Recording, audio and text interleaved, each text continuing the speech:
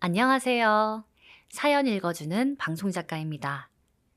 이번 사연은 생일날 지방 출장을 떠난 남편이 정말 뜻밖의 장소에서 등장한 황당하다 못해 소름 돋는 이야기입니다. 완벽한 애처가인 줄 알았던 남편의 차가 왜 하필 모텔 주차장 입구를 막고 있었던 걸까요?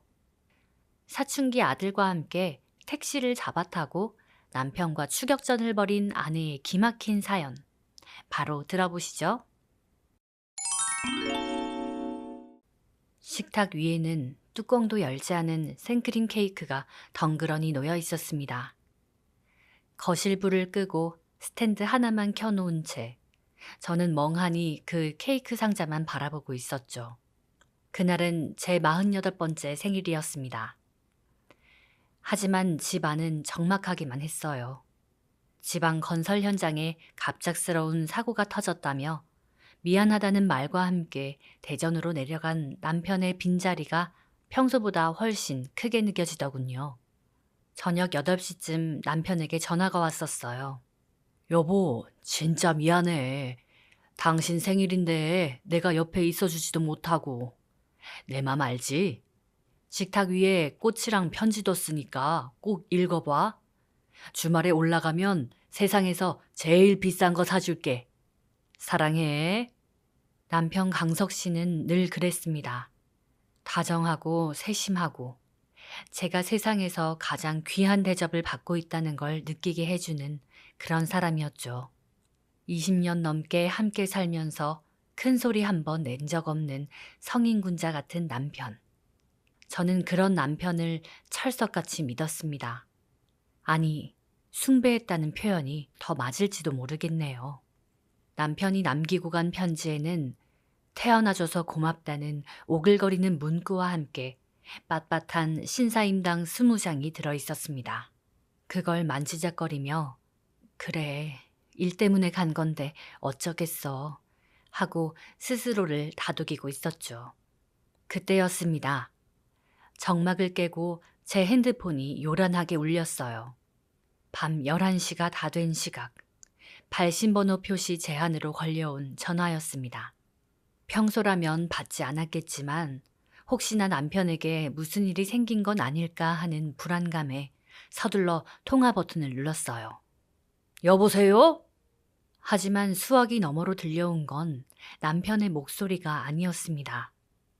거칠고 화가 잔뜩 난 중년 남성의 목소리였죠. 어이구, 차 좀 빨리 빼요. 모텔 입구에 차를 그렇게 대놓으면 남들은 어떻게 다니라는 거야? 예? 순간 귀를 의심했습니다. 모텔? 차를 빼달라고? 저 실례지만 전화를 잘못 거신 것 같은데요. 저희 남편은 지금 지방에. 잘못 걸긴 뭘 잘못 걸어? 검은색 카니발 차주 아니에요? 검은색 카니발. 저희 집에는 2대의 차가 있었습니다. 제가 장볼 때 쓰는 오래된 경차 한 대와 가족용 차로 사용하는 검은색 카니발. 그 차는 남편 업무용 차량이기도 했죠. 순간 어제 저녁 아들 학원 앞에 데리러 간 기억이 떠올랐습니다. 제가 타던 경차 타이어가 말썽이라 남편 차를 타고 나갔었거든요. 차 앞유리 전화번호를 남편의 번호 대신 제 번호로 바꿔두고는 깜빡한 거죠. 아줌마, 차 앞유리에 번호 이거 맞잖아요. 아, 됐고, 지금 당장 차 빼요. 뒤에 차들 줄 서서 난리도 아니니까. 여기 백석동 샤갈 모텔 앞이에요. 뚝, 전화가 끊겼습니다. 손바닥에서 땀이 배어나와 핸드폰이 미끄러질 뻔했죠. 백석동? 거긴 우리 집에서 차로 15분도 안 걸리는 곳이었습니다. 그런데 남편은 분명 대전 현장 사무실에서 밤샘 작업을 하고 있다고 했거든요. 심장이 입 밖으로 튀어나올 것처럼 뛰기 시작했습니다. 아니야, 그럴 리 없어. 잘못 걸린 전화겠지. 머릿속으로는 수만 가지 변명을 만들어내고 있는데 발끝부터 차가운 한기가 올라왔습니다. 제가 떨리는 손으로 남편에게 전화를 걸려는 찰나 쾅 하고 방문이 열리더니 민준이가 나왔습니다. 제 아들. 대한민국에서 제일 무섭다는 중학교 2학년이죠. 평소엔 방구석에 처박혀 게임만 하느라 얼굴 보기도 힘든 녀석인데 무슨 일인지 잔뜩 찌푸린 얼굴로 저를 내려다보고 있더군요. 엄마, 왜 그래? 뭔 전화를 그렇게 덜덜 떨면서 받고 있어? 민준아, 아니, 그게 아빠 차를 빼달라고 전화가 왔는데 아들을 향한 제 목소리가 파르르 떨렸습니다. 제 소개가 늦었죠? 저는 경기도 고양시 일산에 사는 평범한 주부 유미연이라고 합니다. 가끔 동네 애들 논술 과외나 좀 해주고 남편 내조하며 속 썩이는 아들놈 뒤치다꺼리 하는 게 제 인생의 전부인 여자죠. 그런 저에게 모텔에서 온 차 빼달라는 전화는 제 인생을 송두리째 흔드는 핵폭탄이나 다름없었습니다. 민준이가 제 손에서 핸드폰을 낚아챘습니다.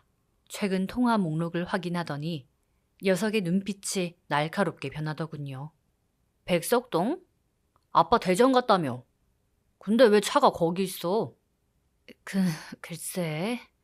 아빠가 차를 두고 기차 타고 갔나?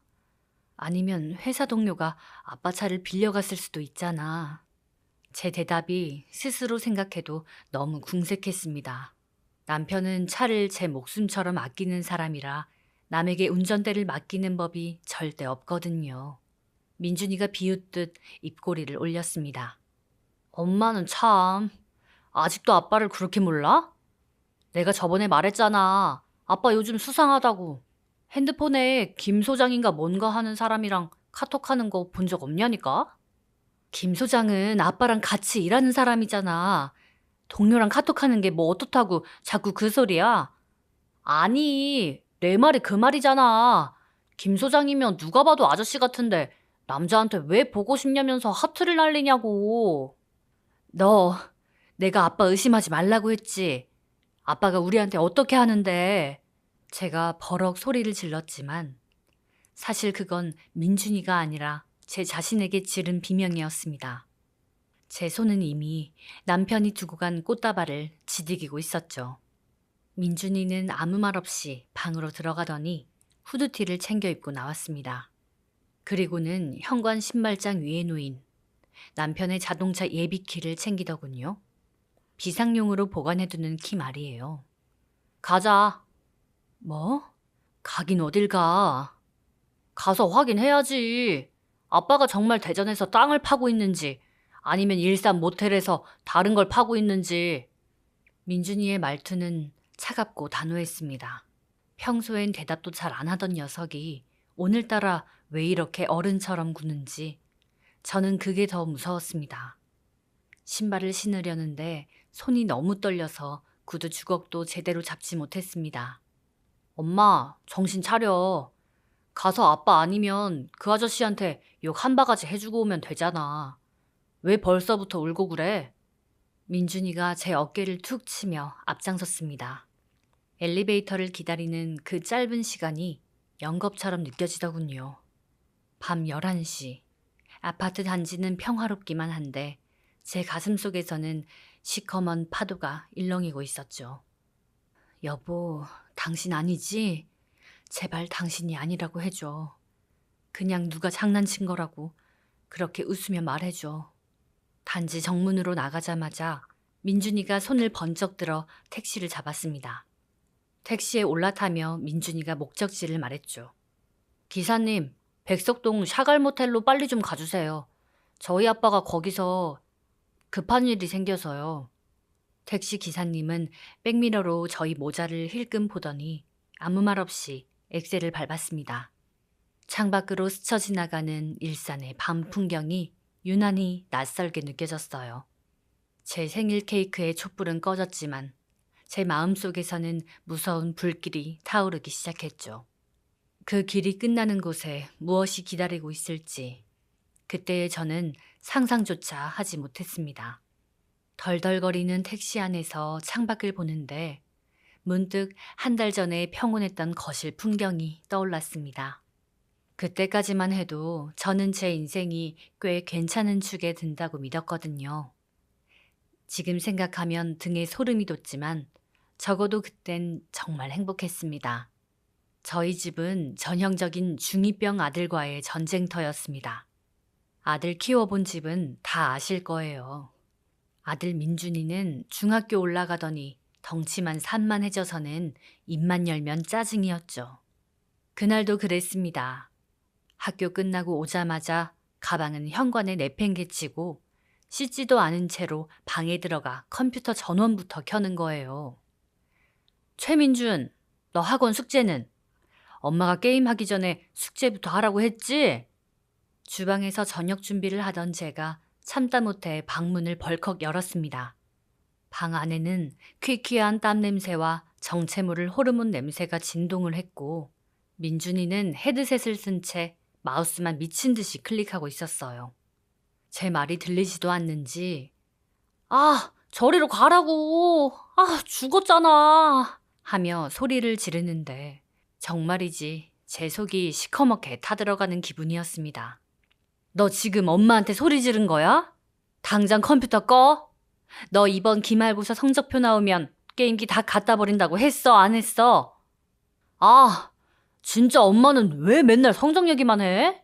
인생이 성적순이야? 그러는 엄마는 공부 잘했어? 아빠는 아무 말도 안 하는데 왜 엄마만 그러냐고. 진짜 짜증나게. 민준이가 의자를 뒤로 확 밀치며 일어나는데 그 눈빛이 얼마나 살벌하던지 순간 저도 모르게 움찔했습니다. 중학교 2학년. 정말 무섭긴 무섭더라고요.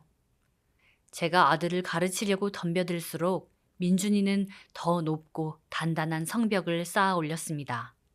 그렇게 거실에서 고성이 오가고 제가 결국 너 같은 녀석은 밥도 먹지 말라며 눈물을 터뜨릴 때쯤 현관문 도어락 소리가 들렸습니다.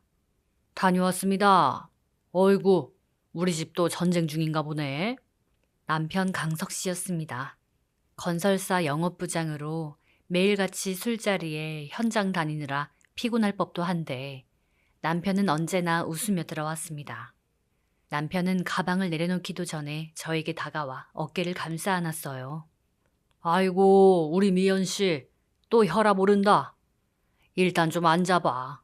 여보, 내가 당신 제일 좋아하는 수제 호두파이 사왔는데 이거 좀 먹고 화 풀어요. 남편의 손에서는 은은한 섬유유연제 냄새와 함께 바깥에 시원한 공기가 묻어났습니다. 그 따뜻한 손길에 제 분노가 사르르 녹아내리는 것 같았죠. 남편은 저를 식탁 의자에 앉혀놓고는 씩씩거리며 방에 처박힌 민준이에게 다가갔습니다. 민준아, 아빠랑 잠깐 얘기 좀 할까? 남자 대 남자끼리. 남편은 민준이의 방으로 들어갔고 잠시 후 방 안에서는 남편의 나긋나긋한 목소리와 민준이의 웅얼거리는 대답이 들려왔습니다. 한 20분쯤 지났을까요? 신기하게도 민준이가 고개를 푹 숙인 채 거실로 나오더니 저에게 슬쩍 말을 건네는 겁니다. 엄마, 아까 소리 지른 건 미안해. 배고픈데 밥 언제 줘? 세상에, 제가 1시간 동안 소리를 질러도 안 듣던 놈이 남편 말 한마디에 저렇게 순한 양이 되다니요. 저는 역시 우리 남편밖에 없구나 싶었습니다. 그날 밤 남편은 제 다리를 주물러주며 달콤한 위로를 건넸습니다. 여보, 민준이도 사춘기라 그래. 저 나이 땐 아빠보다 엄마한테 더 어리광 부리고 싶어서 저러는 거니까 당신이 좀 참아줘. 내가 대신 미안해. 응? 여보, 당신은 어쩜 그렇게 참을성이 좋아? 다른 아빠들 같으면 벌써 몽둥이 들었을 텐데. 에이, 영업하는 사람이 참는 게 일이지 뭐.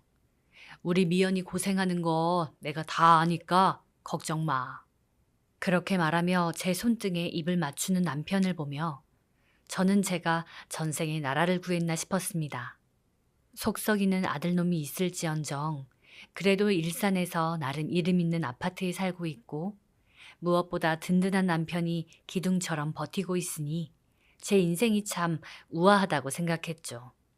남편은 자기 관리가 정말 철저했습니다. 영업직인데도 술은 딱 필요한 만큼만 마시고 밤늦게 귀가해도 신발은 항상 가지런히 놓여 있었죠. 옷장에는 남편이 직접 다린 와이셔츠가 칼각을 잡고 걸려 있었고 제 생일이나 결혼기념일은 단 한 번도 잊은 적이 없었습니다. 주말이면 앞치마를 두르고 파스타를 만들어주는 그야말로 워너비 남편 그 자체였거든요. 동네 친구들이 미연아, 너희 남편 같은 사람 또 없다. 진짜 부러워 죽겠어. 라고 할 때마다 저는 겉으로는 아유, 우리 남편도 똑같아. 뭐가 그렇게 다르겠니? 라며 겸손을 떨었지만 속으로는 어깨가 으쓱했습니다. 그런데 한 보름 전쯤이었나요? 남편이 샤워하러 들어간 사이에 식탁 위에 놓인 남편의 핸드폰에 불이 들어왔습니다.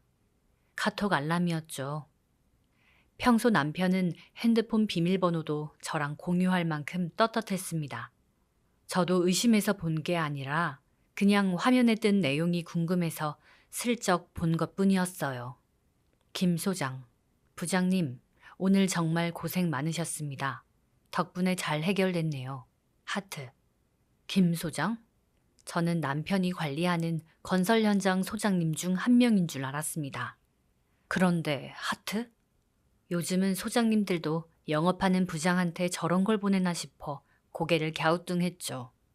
그때 민준이가 주방에 물 마시러 나왔다가 제 옆에서 휴대폰을 같이 봤습니다. 엄마, 저거 봐. 아빠 또 카톡 왔네. 프로필 사진 봐봐. 완전 여자 손인데 무슨 김 소장이야. 너 그놈의 조둥이.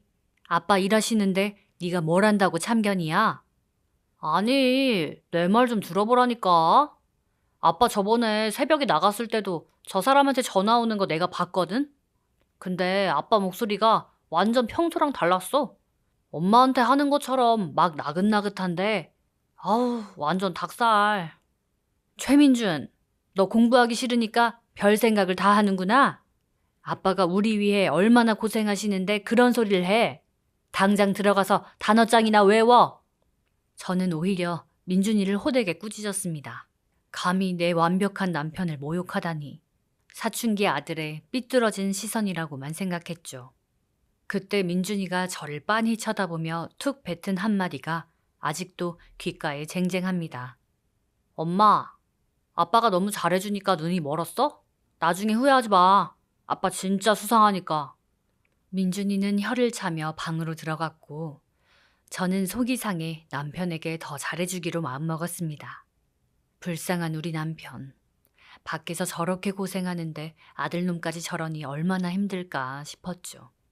그래서 이번 제 생일에도 남편이 현장 사고 때문에 대전 내려가야 한다고 했을 때 저는 단 1%의 의심도 없이 남편을 배웅했습니다. 남편은 대전으로 출발하기 직전까지 제 손을 꼭 잡고 미안해했습니다. 여보, 사고 수순만 되면 바로 올라올게. 당신 생일인데 혼자 밥 먹게 해서 정말 미안해. 내가 내일 맛있는 거 사들고 올게. 그 다정한 목소리, 따뜻한 눈빛, 늘 한결같았던 그 모습을 누가 그걸 가짜라고 생각하겠어요. 모텔로 달리는 택시 안에서 민준이는 팔짱을 낀 채 창밖만 보고 있었습니다. 아무 말도 없는 그 침묵이 제 심장을 조여오는 것 같았죠. 택시기사님이 백미러로 저를 힐끔 보더니 조심스럽게 물었습니다. 사모님, 거의 다 왔습니다. 근데 진짜 아드님이랑 같이 가시게요? 괜찮으실지? 기사님의 목소리에는 안쓰러움과 당혹감이 섞여 있었습니다. 저는 대답 대신 고개만 끄덕였습니다. 입을 열면 참았던 눈물이 터져나올 것 같았거든요. 백석동의 화려한 네온사인들이 보이기 시작했습니다. 절대 그럴 리 없지만 혹시라도 내 남편이 지금 이 시간 저 불빛 어딘가에서 다른 여자와 웃고 있을 거라는 상상을 하니 손가락 끝이 파들파들 떨렸습니다. 엄마, 손 줘봐. 민준이가 제 떨리는 손을 꽉 잡았습니다. 거칠거칠한 사춘기 아들의 손바닥이 유난히 뜨겁게 느껴졌습니다. 도착하면 내가 먼저 내릴 테니까 엄마는 내 뒤에만 있어. 알았지? 중학교 2학년. 저를 그렇게 속썩이던 녀석이 지금은 제 유일한 보호자가 된 것 같았습니다. 택시가 천천히 속도를 줄이며 모텔 골목으로 접어들었습니다. 저 멀리 익숙한 번호판의 검은색 카니발이 모텔 주차장 입구를 딱 막고 있는 게 보였습니다. 그 순간 제 심장이 쿵 하고 바닥으로 떨어지는 소리가 들리는 것 같았죠. 여보, 제발 당신 차가 아니라고 해줘. 제발. 하지만 가까이 갈수록 선명해지는 그 번호판. 우리 가족의 추억이 곳곳에 묻어있는 바로 그 차였습니다. 엄마, 봤지? 아빠 차 맞잖아. 민준이의 목소리가 낮게 깔렸습니다. 저는 아무 말도 하지 못한 채 입을 가리고 끄끄거리는 소리를 참아냈습니다. 택시 문이 열리고 차가운 밤 공기가 훅 끼쳐 들어왔습니다. 이제 제 인생의 우아한 연극은 여기서 끝이라는 걸 그 차가운 공기가 말해주는 것 같았습니다. 엄마, 정신 차려. 여기서 넋놓고 있을 시간 없어. 민준이가 제 팔을 거칠게 잡아 끌었습니다. 그제야 저는 텅 빈 눈을 깜빡이며 정신을 차렸죠. 택시 기사님은 이미 차를 세우고 저희를 안쓰럽게 쳐다보고 있었습니다. 민준이가 제 핸드폰을 챙겨내리며 기사님께 말하더군요. 기사님, 여기서 잠시만 기다려주시면 안 될까요? 저희가 확인해야 할 게 있어서요. 미터기 계속 켜두셔도 됩니다. 평소엔 자기 방 청소도 안 해서 저랑 맨날 싸우던 녀석이 어디서 그런 침착함이 나왔는지. 그 모습을 본 기사님은 고개를 끄덕이며 천천히 다녀오세요. 내가 여기 딱 지키고 있을 테니까 하며 저희를 배웅해 주셨죠. 주차장 입구로 다가가자 아까 전화로 소리를 질렀던 그 아저씨가 담배를 피우며 서 있었습니다. 남편의 차 때문에 뒤엉킨 차들을 정리하느라 진이 빠진 모양이더군요. 저기요, 아까 차 빼달라고 전화하신 분이죠? 이 차 저희 아빠 차인데요. 민준이가 당당하게 나서자 주차관리 아저씨가 담배를 바닥에 던져 끄며 다가왔습니다. 뭐야? 이게 학생 아빠 차라고? 아니, 그럼... 순간 험상궂게 일그러져 있던 아저씨의 얼굴에 당혹감이 섞였습니다. 모텔에서 일하다 보니 대충 무슨 상황인지 짐작을 한 것 같았어요. 너희 아버지 여기 혹시 어머니랑 같이 오신 거야? 아니요, 저희 엄마는 저기 계세요. 민준이가 제 쪽을 가리키자 아저씨가 야단났다는 듯 탄식을 내뱉었습니다. 아이고, 나 진짜 미치겠네. 오늘 진짜 왜 이러냐. 아저씨, 죄송합니다. 저희 아빠가 지금 경황이 없으신 것 같은데 아빠 나올 때까지만 조금만 기다려주시면 안 될까요? 저희 가족 미래가 달린 일이라서요. 민준이의 정중한 부탁에 주차관리 아저씨는 난색을 표하며 어쩔 줄을 몰라 했습니다. 이 상황을 외면하면 더 큰 소란이 벌어질 것이 뻔했기 때문이었죠. 민준이가 아저씨를 설득하는 동안 저는 남편의 차 유리창 안쪽을 들여다봤습니다. 뒷좌석엔 제가 며칠 전에 사다 놓은 새 목 쿠션이 놓여 있었고 대시보드 위에는 우리 세 가족이 작년 여름 제주도에서 찍은 사진이 들어간 작은 액자가 여전히 붙어 있더군요. 그 단란한 사진을 보는데 가슴 한구석이 쩍 하고 갈라지는 기분이었습니다. 여보, 당신 이 사진을 보면서 무슨 생각을 했니? 이 사진 뒤에서 어떤 얼굴을 하고 있었던 거야? 그때 민준이가 제 곁으로 다가와 제 가방에서 차 키를 꺼냈습니다. 집에서 챙겨 나온 비상용 키였죠. 민준이가 차 문을 열고 운전석 쪽을 샅샅이 뒤지기 시작했습니다. 최민준, 너 뭐 하는 거야? 아빠 차를 함부로. 엄마, 이게 남의 차야? 우리 가족 차잖아. 정신 좀 차려, 제발. 민준이가 글로브 박스를 열더니 그 안에서 영수증 뭉치 하나를 꺼냈습니다. 그리고는 핸드폰 손전등을 켜서 하나씩 살피기 시작하더군요. 이것 봐. 일주일 전에도 백석동 카페. 2주 전엔 일산 웨스턴동 파스타집. 엄마, 아빠 그때 다 현장 나간다고 하지 않았어? 그건 업체 미팅이 있었겠지. 영업하는 사람이니까. 영업을 여자랑 둘이서만 해? 여기 봐. 메뉴가 다 2인 기준 커플 메뉴잖아. 그리고 아빠랑 매일 연락하는 그 김 소장, 그 사람 이름이 진짜 김 소장이 아니라고. 민준이가 자신의 핸드폰을 꺼내 사진 한 장을 보여줬습니다. 남편이 거실에서 잠들었을 때 민준이가 몰래 찍어둔 것 같더군요. 화면 속에는 남편의 핸드폰 스크린이 선명하게 찍혀 있었습니다. 김 소장. 부장님, 오늘 와인 너무 좋았어요. 다음에 또 가요. 하트, 하트, 하트. 그 하트. 일전에 제가 봤던 그 하트였습니다. 그때 저는 그게 그저 영업적인 애교나 친절인 줄 알았죠. 하지만 민준이가 보여준 다음 사진은 더 충격적이었습니다. 남편의 카톡 프로필 리스트를 캡처한 거였는데 김 소장이라고 저장된 인물의 프로필 사진을 확대한 거였어요.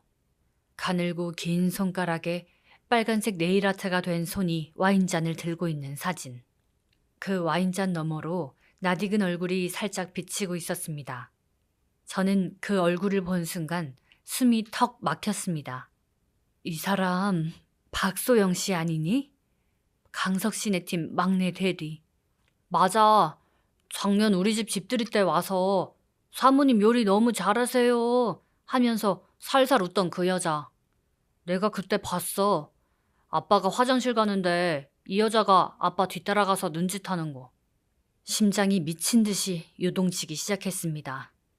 박소영 대리. 32살에 싹싹하고 일 잘한다던 그 후배. 제 앞에서는 부장님이 제 멘토세요. 사모님 같은 분 만나신 부장님이 부러워요. 라며 깍듯하게 굴던 그 여우 같은 년이었습니다.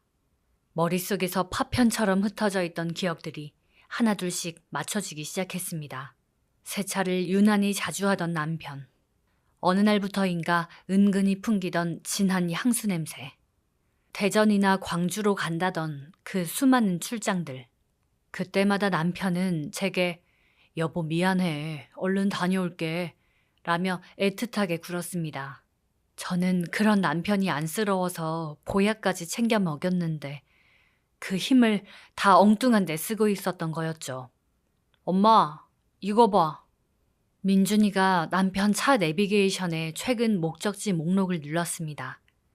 거기엔 낯뜨거운 이름의 모텔과 호텔들, 그리고 파주 쪽에 이름 모를 카페들이 줄지어 떠 있었습니다. 남편은 대전에 간 게 아니었습니다. 김 소장, 아니 박소영 그년과 함께 호텔과 맛집을 제 집 드나들듯 오가고 있었던 겁니다. 저는 차 문을 붙잡고 겨우 버텼습니다. 다리에 힘이 풀려 주저앉을 것 같았거든요.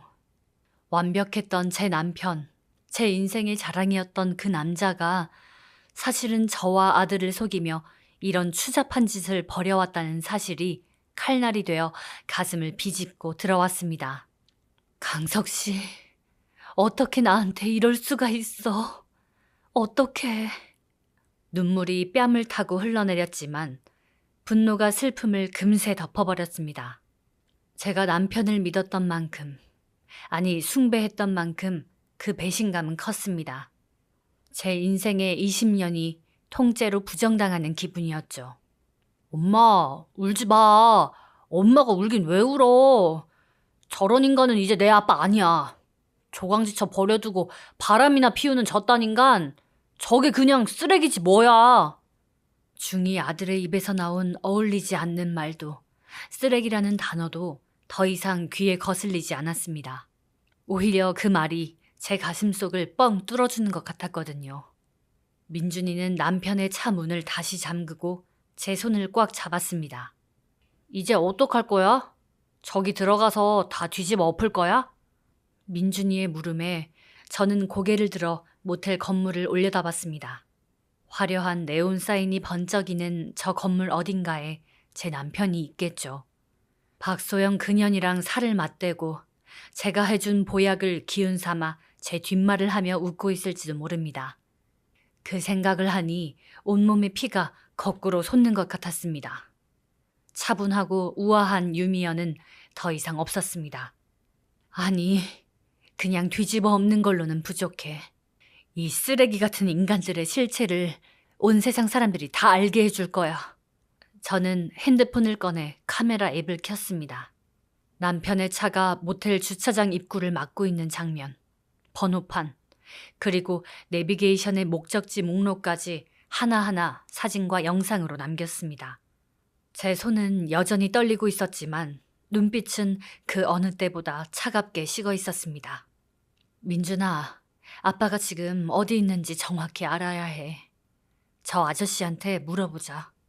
저는 주차관리 아저씨에게 다가갔습니다. 아까는 무서워서 말도 제대로 못했지만 지금은 달랐습니다. 아저씨, 죄송해요. 이 차 주인 제 남편 맞아요. 근데 지금 연락이 안 돼서 그러는데 혹시 이 차 주인 어떤 여자랑 같이 들어갔는지 기억하세요? 아저씨는 제 험악한 표정에 움찔하더니 머리를 긁적였습니다.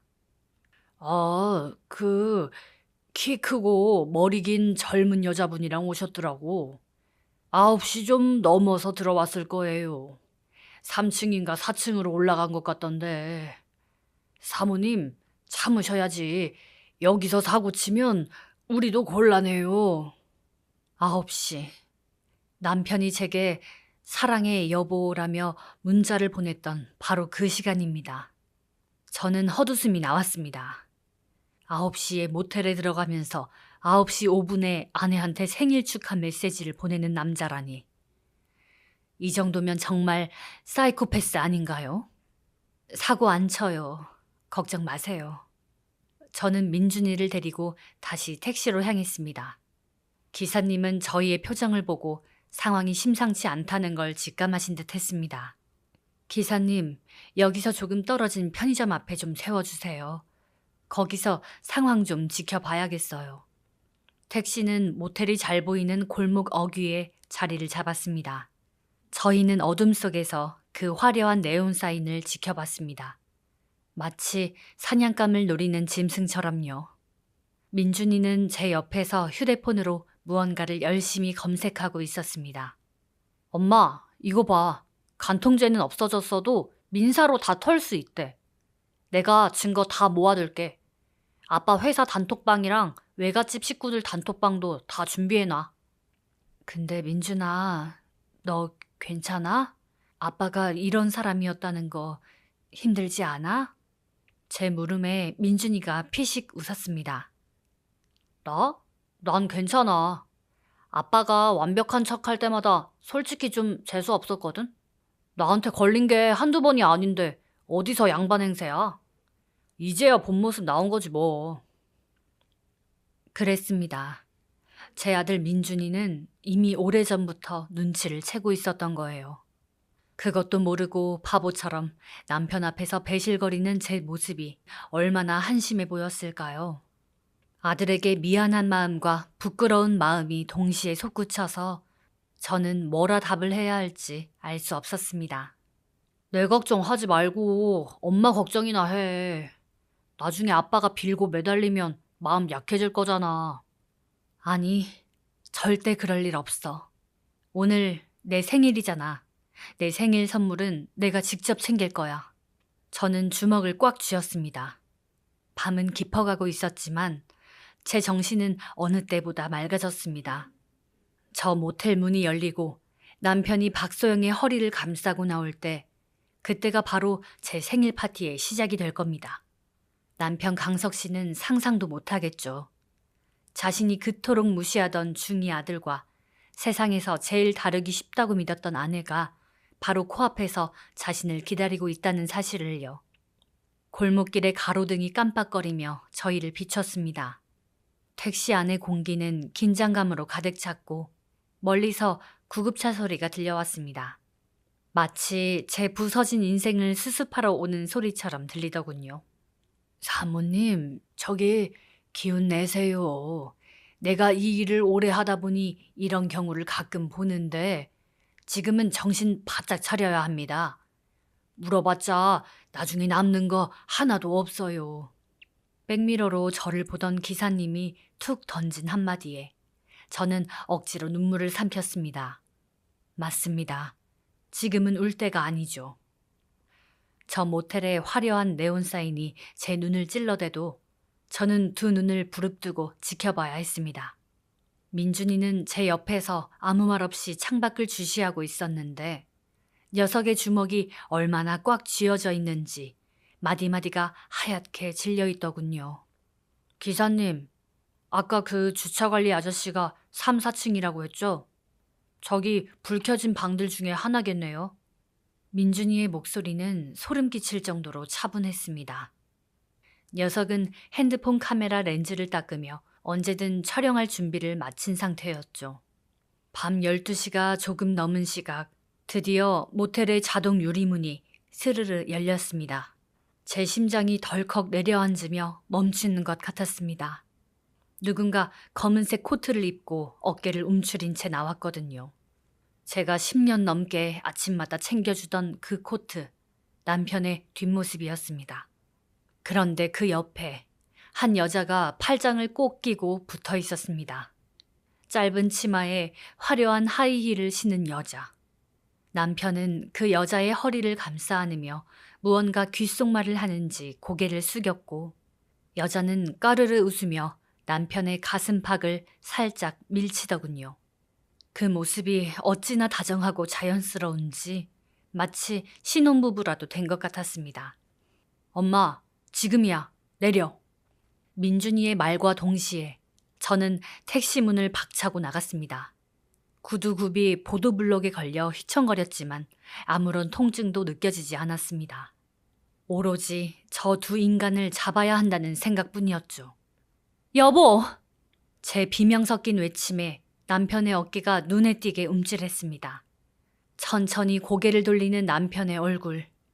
생일날 지방 출장의 현장 사고 때문에 죽을 상을 하고 떠났던 그 남자의 얼굴에는 당혹감과 공포가 순식간에 번져나갔습니다.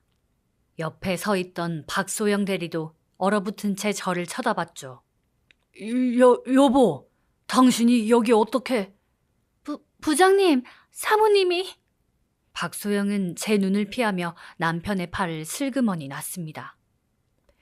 그 뻔뻔한 여자의 얼굴을 보니 참았던 이성이 끊어지는 소리가 들리더군요. 저는 그대로 달려가 박소영의 머리채를 움켜쥐었습니다. 이 나쁜 년아! 네가 감히 여길 어디라고 와? 우리 집에서 밥까지 얻어먹은 년이 내 남편이랑 이런 짓거리를 해? 아! 사모님! 이거 놓으세요! 왜 이러세요? 박소영이 비명을 지르며 발버둥 쳤지만 저는 죽어도 놓지 않았습니다. 손가락 사이로 그 여자의 머리카락이 한 움큼씩 빠지는 게 느껴졌지만 상관없었습니다. 남편은 당황해서 제 팔을 붙잡고 떼어내려 안간힘을 썼죠. 여보, 일단 좀 놔봐. 당신 미쳤어? 왜 이래? 사람들이 보잖아. 사람들이 봐? 사람들 눈 무서운 줄 아는 인간이 내 생일날 이런 더러운 짓거리를 하고 돌아다녀? 대전? 현장 사고? 네 인생이 사고다, 이 나쁜 놈아! 제가 남편의 뺨을 세게 후려쳤습니다. 찰싹 하는 소리가 고요한 골목에 크게 울려 퍼졌죠. 남편은 고개가 돌아간 채 멍하니 저를 봤습니다. 평생 제 앞에서 큰 소리 한 번 안 내던 그 다정한 남편의 가면이 바닥으로 떨어져 박살나는 순간이었습니다. 그때 제 뒤에서 핸드폰 카메라 돌아가는 소리가 들렸습니다. 민준이가 무표정한 얼굴로 핸드폰을 들이대고 모든 상황을 촬영하고 있었습니다. 민준아, 너까지? 너희가 대체 어떻게... 아빠, 나보고는 공부하라고 훈장질하더니 아빠는 여기서 떡치고 있었어? 대단하네. 우리 아빠 진짜 멋지다. 중학교 2학년 아들의 입에서 나온 원색적인 비난에 남편의 얼굴이 불그락 푸르락 변했습니다. 남편은 수치심을 느꼈는지 박소영을 제 뒤로 숨기며 민준이에게 소리를 질렀습니다. 너 이 자식, 아빠한테 말버릇이 그게 뭐야? 당장 핸드폰 안 꺼? 싫은데. 이거 다 증거로 남겨야지. 할머니, 할아버지, 그리고 아빠네 회사 단톡방에 다 뿌릴 거야. 아빠가 어떤 인간인지 사람들이 알아야 하잖아. 민준이의 말에 남편은 눈 뒤집힌 짐승처럼 민준이에게 달려들려 했습니다. 저는 남편의 앞을 막아서며 다시 한번 뺨을 내리쳤습니다. 내 아들 몸에 손끝 하나라도 대봐. 너 진짜 죽여버릴 거야. 제 서슬퍼런 눈빛에 남편이 멈칫했습니다. 그 사이 박소영은 자기 차로 도망치려 발걸음을 옮겼죠. 하지만 민준이가 한 발 빨랐습니다. 녀석은 박소영의 차 앞을 가로막고 서서 비키지 않았습니다. 어디 가요, 소장님? 김 소장님 아니세요? 아빠랑 와인 마시러 가야지. 비켜! 비키라고 이 새끼야! 박소영이 민준이를 밀치려 하자 지켜보던 택시기사님이 차에서 내려 다가왔습니다. 어이, 총각! 아줌마가 도망가게 놔두면 안 되지. 내가 차로 딱 막고 있을 테니까 걱정 마. 기사님은 자신의 택시를 비스듬히 세워 박소영의 차가 빠져나가지 못하게 길을 막아버렸습니다. 골목 안은 순식간에 아수라장이 됐습니다. 모텔에서 나오던 다른 손님들도 멈춰서서 구경하기 시작했고 주차관리 아저씨도 어쩔 줄 몰라 하며 지켜보고 있었죠. 남편은 이제 자포자기했는지 바닥에 주저앉았습니다. 미연 씨, 내가 잘못했어. 내가 잠시 미쳤었나 봐. 소영이는 아무 잘못 없어. 내가 꼬신 거야. 일단 집에 가서 얘기하자, 제발. 소영이, 이름도 다정하게 부르네. 아무 잘못이 없다고. 인연은 네가 유부남인 거 몰랐어? 우리 집 와서 내가 차려준 밥 처먹을 때도 몰랐냐고. 저는 박소영에게 다가가 그 여자의 명품 가방을 빼서 바닥에 내팽개쳤습니다. 가방 안에서 화장품과 지갑, 그리고 남편이 준 것으로 보이는 명품 팔찌가 쏟아져 나왔습니다. 이거 다 우리 남편 돈으로 산 거니? 내 생일 선물은 돈 몇 푼으로 대충 때우고 인연한테는 이런 걸 사줬어? 강석 씨, 당신 정말 소름 돋는다. 남편은 아무 말도 하지 못한 채 고개를 떨궜습니다. 그토록 당당하고 멋있던 제 남편이 지금은 길거리에 버려진 음식물 쓰레기 봉투보다 더 초라해 보였습니다. 그때 민준이가 제 핸드폰을 가져가더니 무언가를 조작하기 시작했습니다. 엄마, 다 됐어. 지금 전송한다. 뭘 전송해? 아빠네 회사 게시판, 그리고 친가, 외가 식구들 단톡방에도 다 보냈어. 최강석 씨의 아내 생일 축하 이벤트라고 제목 붙여서. 남편의 핸드폰이 미친 듯이 울리기 시작했습니다. 남편은 사색이 되어 주머니에서 핸드폰을 꺼냈죠. 화면을 확인한 남편의 손이 덜덜 떨렸습니다. 최민준, 너 미쳤어?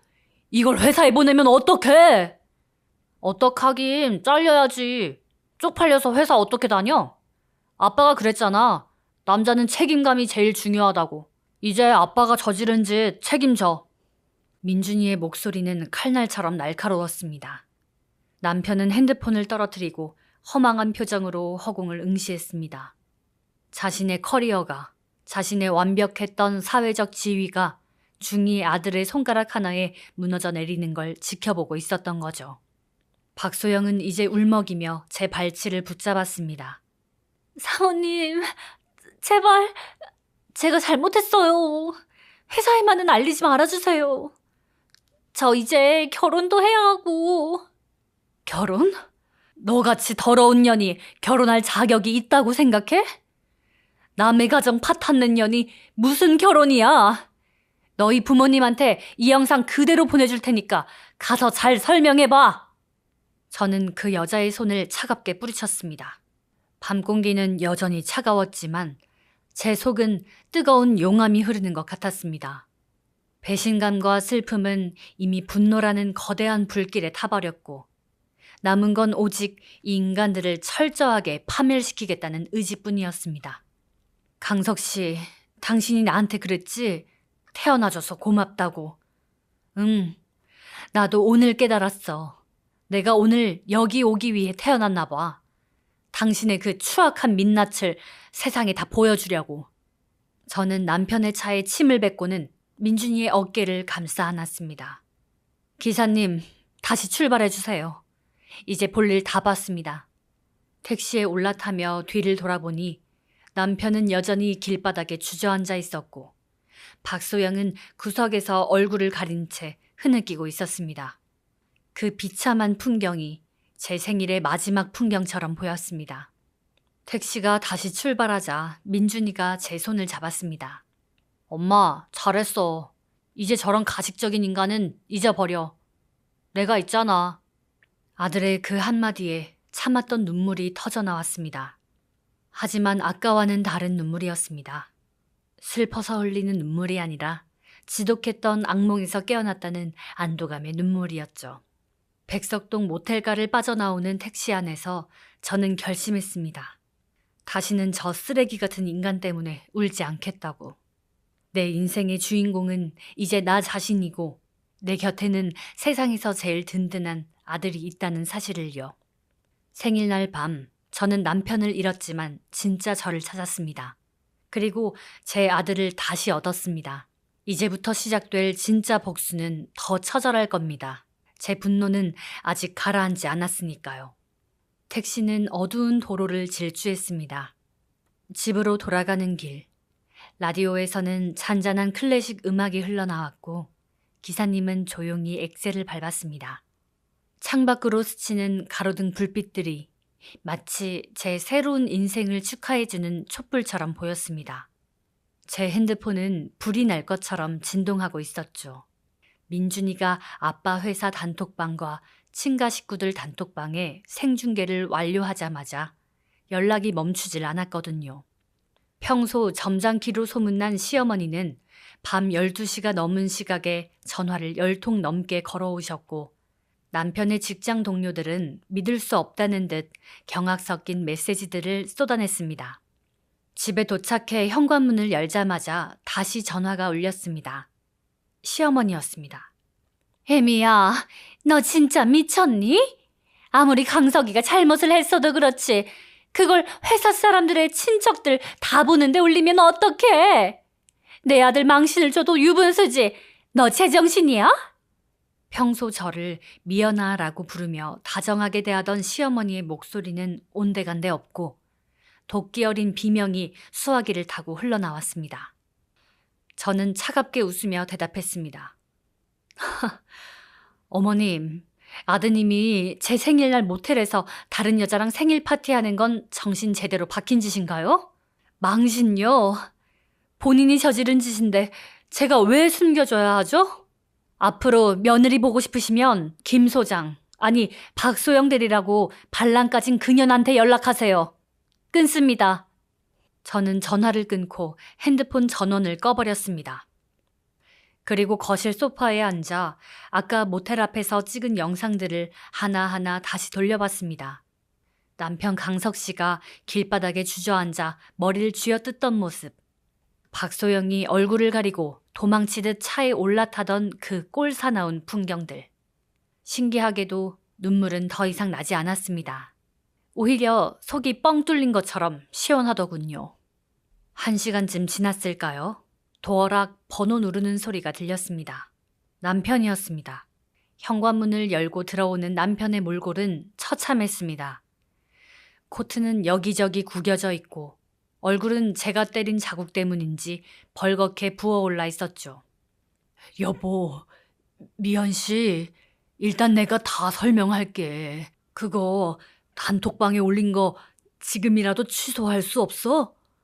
제발. 나 회사에서 매장당해. 상무님도 방금 전화 오셨단 말이야. 남편은 거실 바닥에 무릎을 꿇었습니다. 그토록 자존심 세고 완벽을 추구하던 남자가 제 발등 앞에 엎드려 비는 꼴이라니. 저는 소파에 비스듬히 기대어 남편을 내려다봤습니다. 설명?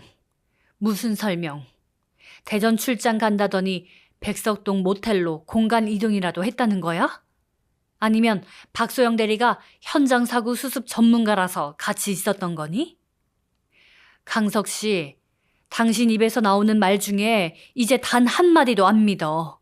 아니, 당신 존재 자체가 나한테는 모욕이야.